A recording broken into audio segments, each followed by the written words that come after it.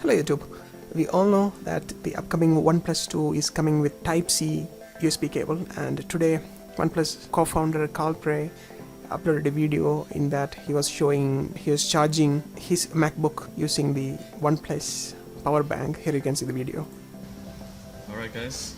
So here is in his hand, he is having the USB OnePlus Type-C. Powerbank, and that is USB Type-C cable. New MacBook.